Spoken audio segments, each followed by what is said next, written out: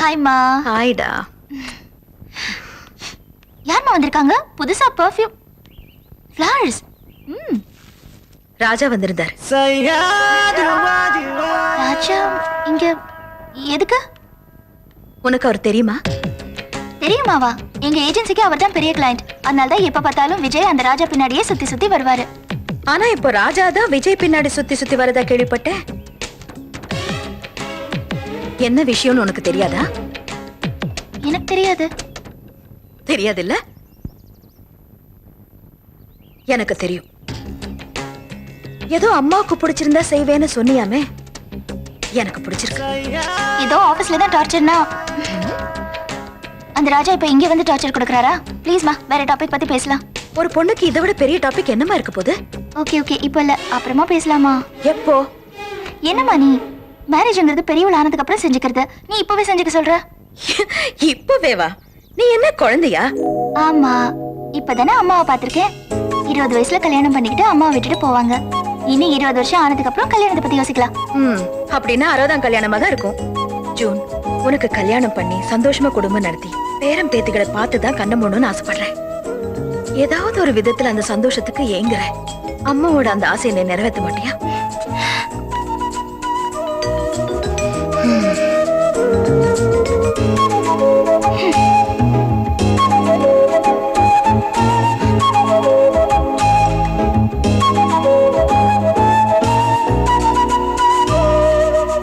கொஞ்சம் டைம் கொடுமா. கொஞ்சம் இல்ல, ஜூன் 30ஆம் தேதி வரைக்கும் டைம் இருக்கு. சொன்ன விஷயத்த மனசுல பதிச்சு சிந்திச்சு முடிவெடு. நல்ல முடிவெடுப்பேன்னு நினைக்கிறேன். இப்போ உன் மனசுல என்ன ஓடுதுன்னு எனக்கு தெரியாதா?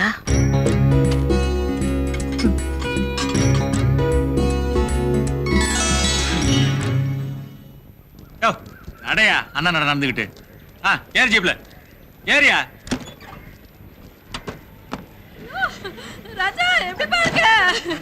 சாப்பிட்டியாப்பா? அடிச்சாங்களாப்பா உன்னை? இத பாருங்க, உங்க குழந்தைங்க திரும்பி கிடைப்பாங்க நீங்க நினைச்சீங்களா? மேடம், இந்த பரபரப்பான தீர்ப்பு பத்தி நீங்க என்ன சொல்ல விரும்புறீங்க? சமூக சேவைங்கிற பேர்ல சமூக குற்றம் செய்யறவங்களுக்கு கிடைச்ச சாட்டை அடி இது. ஆதரவற்ற குழந்தைங்க, பெரியவங்க, வறுமையில கஷ்டப்படுறவங்களை காட்சி பொருளா வச்சு வெளிநாட்டுல இருந்து பணத்தை சுரண்ட பெருச்சாளிகளுக்கு கிடைச்ச அடி இது. அதே சமயத்துல உண்மையா சேவை செய்யறவங்களுக்கு இந்த தீர்ப்பு சந்தோஷத்தை தான் தரும்.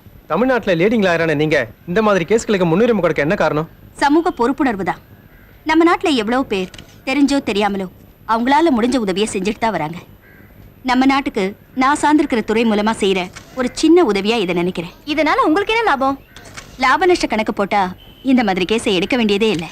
இது எனக்கு மன நிறைவை தருது. அதனாலதான் அந்த ஊனமான 3 குழந்தைகளையும் தத்தெடுத்து வளர்த்துட்டு வரீங்கன்னு சொல்லலாமா? இல்ல, நிச்சயமா இல்ல. அண்ணா, நான் மியூசிக் சேனல் வச்சுக்கிறேன். அது வேண்டாம், கார்ட்டூன் போடு, டாம் அண்ட் ஜெர்ரி இருக்கும். நிச்சயமா ஏடி, டிவில அம்மா குரல் கேக்குற மாதிரி இருக்கு. என் குழந்தைகளுக்கு எந்த ஊனமும் இல்ல. என் கண்கள் இருக்கிறவரை, கைகள் இருக்கிறவரை, கால்கள் இருக்கிறவரை, என் குழந்தைகளுக்கு எந்த ஊனமும் இல்ல. அவங்க ஊனமா இருக்கிறதா நான் என்னைக்குமே நினைச்சதில்லை.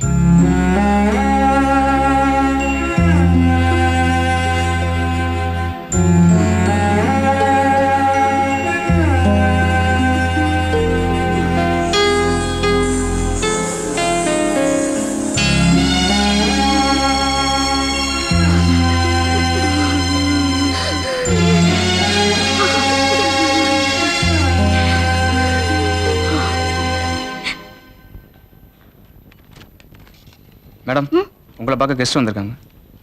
யாரு? தெரியல மேடம்.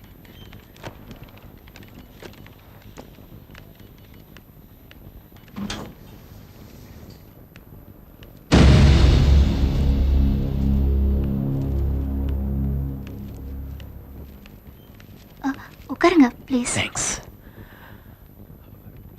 ஜூன், நான் உங்ககிட்ட கொஞ்சம் பர்சனலா பேசணும். ஷுவர்.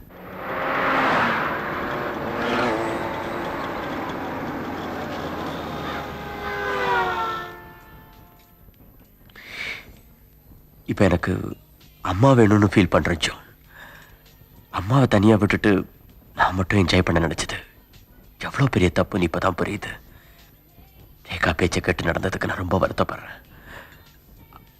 அம்மாவை என் கூட அனுப்பி வச்சிரு ஜோன். மகனாக இருக்கிற என் பேச்சை விட மகளாக ஏற்றுக்கிட்ட உன் பேச்சை அம்மா தட்ட மாட்டாங்க. 1 மாதம் வேணாம், 1 வாரம், அட்லீஸ்ட் 2 நாளாவது எங்கள் வீட்டுக்கு அனுப்புவே. அவங்க எங்கள் வீட்டுக்கு வந்தாலும் நீ எப்போ வேணாலும் வந்து பார்க்கலாம். ப்ளீஸ் ப்ளீஸ் ஜோன், முடியாதுன்னு மட்டும் சொல்லிடாத. பெத்த தாய் கூட இருக்கிறதுக்கு ஹெல்ப் பண்ணு ஜோன். அம்மா உன்னை மகளா எடுத்துக்கிட்டா நான் அண்ணன் தானே.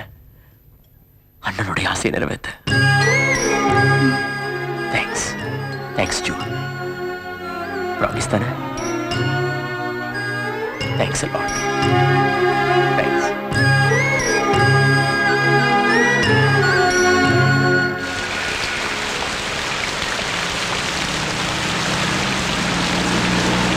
நீ சொன்னாலும் போக மாட்டேன். யார் கூப்பிட்டாலும் எங்கேயும் போக மாட்டேன். என்ன கேட்காம நீ ஏன் அவன்கிட்ட பேசுன? இனிமே அவன் கூட போய் பேசக்கூடாது. ஏதாவது பேசணும்னா அவனை நேர்ல வந்து பேச சொல்லு. எனக்கு அவன் பிள்ளையா இருக்கலாம், உனக்கு அவன் அண்ணனா இருக்க முடியாது. அனாவசியமான பிரச்சனைகளால நீ அவஸ்தைப்படுறது என்னால பார்த்துக்கிட்டு சும்மா இருக்க முடியாது. அதுக்குதான் சொல்றேன், நீ ராஜாவை கல்யாணம் பண்ணிக்கிட்டு சந்தோஷமா இருந்த. 2 நாளா ராஜா பேச்ச காணோம்னு நினைச்சேன். ஆரம்பிச்சிட்டியா? இதோட ஏன் அதை மிக்ஸ் பண்ற? மிக்ஸ் பண்ணலம்மா, வாழ்க்கையை மிஸ் பண்ணாதன்னு சொல்றேன். சரி சரி தூங்க. காலைல ஷூட்டிங் இருக்குன்னு சொன்னேன், சீக்கிரமா வேற போன சொன்னேன். படுத்துக்கோ.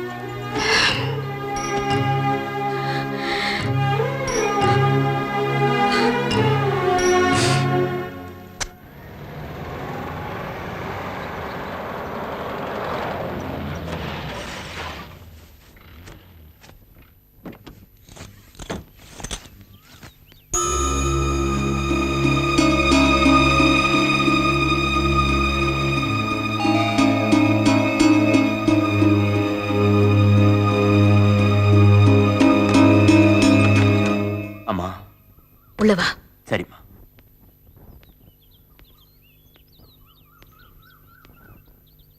அம்மா, எனக்கு தான் ஸ்வீட் பிடிக்காதுன்னு தெரியாது. இது ஜூனுக்கு. அங்கவே உடம்ப கவனமா பாத்துக்கணும்னு டாக்டர் சொல்லியிருக்காங்க. அதனால நீங்க ஹெல்ப்புக்கு கூட இருந்தா நல்லா இருக்கும். ஏ வேலைக்கார லட்சுமி இல்ல? இருக்கா, இருந்தாலும். டே, நான் உன் அம்மா. நீ சிந்திக்க தொடங்குறதுக்கு முன்னாலேயே உன்னை நான் சிந்திச்சவ. உண்மையை சொல்லு, இப்ப நீ எதுக்கு வந்த? நீங்க இன்னும் என்ன பழைய அருணாவே பார்த்துட்டு இருக்கீங்க. ரேகா கர்ப்பமா இருக்கிறதால வாந்தி எடுத்து ரொம்ப டயர்ட் ஆயிட்டா. நீங்க கூட இருந்தா நல்லா இருக்கும்னு ஆசைப்படுறா. என்னது, நான் கூட இருக்கணுமா? என்னை பார்த்தாலே வாந்தி எடுக்கிறவளுக்கு இப்ப என்ன பார்த்தா அந்த வாந்தி நின்னுடும். அந்த பாவத்துக்கு நான் காரணமாக வேண்டாம்ப்பா. உண்மையா அவனை எதிர்பார்க்கிறாமா? அருண், அதை நான் நம்ப தயாரா இல்ல. அதுவும் நீ வந்து சொல்றத சுத்தமா நம்ம தயாரா இல்ல. அம்மா, நான் உங்க புள்ள. சீ, நீ என் புள்ளையா? அமெரிக்கா போறதுக்கு சொந்த வீட்டை வித்து போகணும்னு துடிச்ச. என்ன தனியா விட்டுட்டு போறியேன்னு கேட்டதுக்கு உன் பொண்டாட்டி என்ன சொன்னா? வயசு ஒண்ணு ஆகலையே, ஒரு துணை சேர்த்துக்க வேண்டியதானு சொன்னால. பெத்த புள்ள நீ பக்கத்துல நின்னுட்டு வேடிக்கை தரடா பார்த்தேன். அன்னைக்கு வந்து பேசாதடா. அன்னைக்கே உன்னை மறந்துட்டு தான் வீட்டை விட்டு வெளியே வந்தேன். நீயே இல்லைன்னு அதுக்கப்புறம் உன் பொண்டாட்டி எனக்கு யாரு? அவளை பத்தி எனக்கு என்ன கவலை? நான் செஞ்சது தப்புதாம்மா, மன்னிச்சுட்டு நீங்க மறுபடியும் கூட வரணும். உன் கூட வர்றதுக்கும் உனக்கு தரத்துக்கும் இப்ப என்கிட்ட என்ன இருக்கு? நீங்க கொடுத்ததெல்லாம் இப்பயும் உங்ககிட்ட தந்துடுறம்மா. எனக்காக நீங்க கண்டிப்பா வரணும். அருண், என்னை விட ரேகாவுக்கும் அவங்க அம்மாவை தான் பிடிக்கும். அதனால அவங்க அம்மாவை கூட்டிட்டு வந்து கூட வச்சுக்கோ. இப்ப நீங்க இருந்து கிளம்பு, எனக்கு வேலை இருக்கு. அம்மா ப்ளீஸ். போடா போடா.